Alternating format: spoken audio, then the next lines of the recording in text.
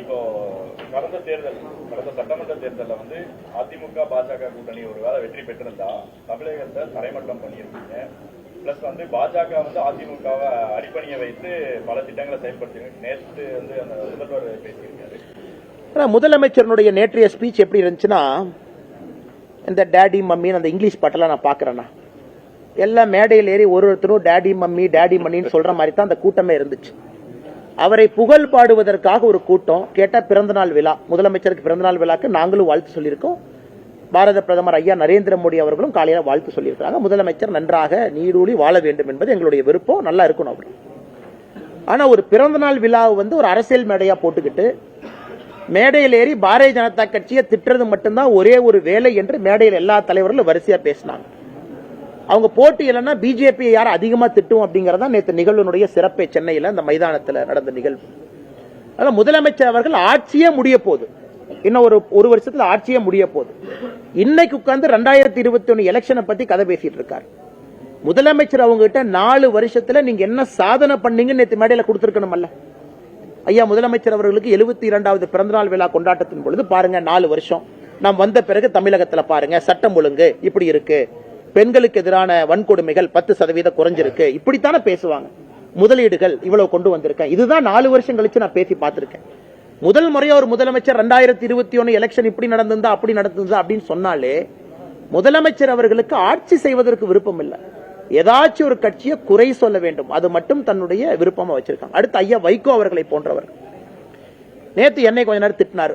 அவருக்கு எவ்வளவு சந்தோஷமா வைகோ ஐயா அவர்களுக்கு என்னை கொஞ்ச நேரம் செங்கல் எடுத்துருவான்னு வர்றான், அவனை விட மாட்டேன், நான் இருக்கிற வரைக்கும் எப்படி செங்கல் எடுப்பான்.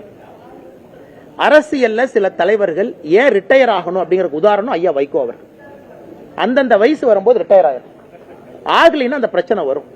மேடைக்கு போய் என்னை மாதிரி சின்ன பையனை எல்லாம் பிடிச்சி திட்டுறது, முதலமைச்சர் அவர்களுக்கு புகழ் பாடுவதற்காக அந்த மேடையை பயன்படுத்துறது, இது மட்டும்தான் இருந்ததோ தவிர ஆக்கப்பூர்வமாக இந்த பிறந்தநாள் விழால ஒரு தலைவர் ஒரு கருத்து சொன்னாங்க அப்படின்னு நான் பாக்கலீங்கண்ணா. அப்படித்தான் அண்ணனுடைய கேள்விக்கான பதில் அதானுங்கண்ணா. அதாவது ஆக்கப்பூர்வமா இல்லாம இன்னும் 2021 எலெக்ஷனை பத்தியே நோன்றாருன்னா அவர் 4 ஆண்டு காலமாக எந்த வேலையும் செய்யலின்னு தான் அர்த்தம்.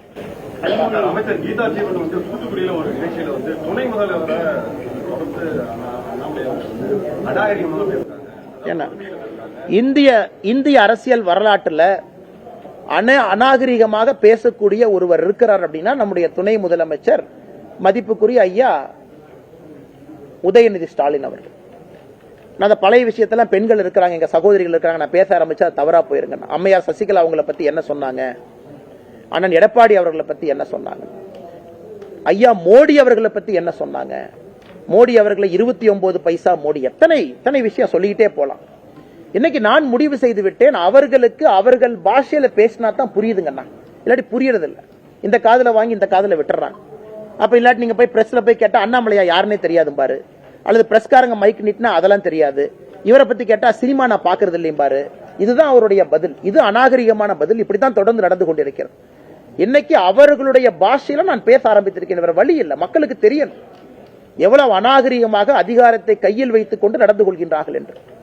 அதனால் கீதா ஜீவன் அவர்களுக்கு ஏற்கனவே அங்கே பாரதிய ஜனதா கட்சிக்கும் அக்கா கீதா ஜீவன் அவர்களுக்கும் பெரிய பிரச்சனையாய் அவர்கள் இன்னைக்கு சத்துணவு கூடத்தில் அழுகன முட்டையை போடுற கீதா ஜீவன் அவர்கள் அரசியல் நாகரிகத்தை பத்தி எனக்கு பேசுறது வியப்புக்குரியதா இருக்கு. அதுக்கு என்னைய பத்தி அவங்க சிந்திக்கிற நேரத்தில் கீதா ஜீவன் அவர்கள் ஒரு அரசு பள்ளியில போய் சத்துணவுல குழந்தைகளுக்கு நல்ல முட்டை கிடைக்குதான் அந்த நேரத்தை செலவிட்டாங்கன்னா குழந்தை செல்வங்களுக்கு நல்ல ஒரு மதிய உணவு கிடைக்கும்.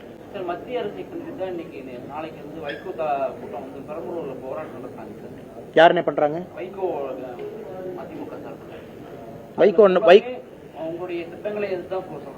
அண்ணா, அவர் பேசிட்டுங்கண்ணே, அவர் என்ன வேணாலும் பேசட்டும். அவர் ஒன்றுமே இல்லை. உங்களுக்கு தெரியும் வைகோ ஐயாவுடைய நிலைப்பாடு உங்களுக்கு தெரியும். அதாவது தமிழகத்தினுடைய தீய சக்தி திமுகன்னு சொன்னவர், அவர் உயிரோடு இருக்கும் வரை சாதிக் பாஷா அது இது 2G ஊழல் அவர் பேசினதில் எடுத்து நீங்க ரீல போட்டு பாருங்க. அவ்வளவு பேசிய வைகோ அவர்கள் இன்னைக்கு என்ன சொல்றாங்கன்னா, அவர் உயிரோடு இருக்கும் வரை தமிழகத்தில் திமுக ஆட்சி யாரும் அகற்ற முடியாதுங்கிறார். வைகோ ஐயா நல்லா இருக்கணும், 150 வருஷம் வாழனது வேறங்கண்ணா. அதனால ஏற்கனவே சொல்லி இருக்கின்றோம், வைகோ ஐயா கண் முன்னாடி 2026 திமுகவினுடைய ஆட்சி இல்லாம போகும். வைகோ ஐயாவும் பார்க்கத்தான் போறாங்க. எனக்கு இவ்வளவு பெரிய ஒரு தலைவர், தனிப்பெரும் தலைவர் வைகோ ஐயா அவர்கள் திமுக கட்சிக்கும் முதலமைச்சர் அவர்களுக்கும் புகழை பாடக்கூடிய கோர்ட்டுல ஒரு குமாஸ்தாவாக மாறி இருப்பது ஒரு வேதனைக்குரிய வருந்தத்தக்க ஒரு விஷயங்கள்.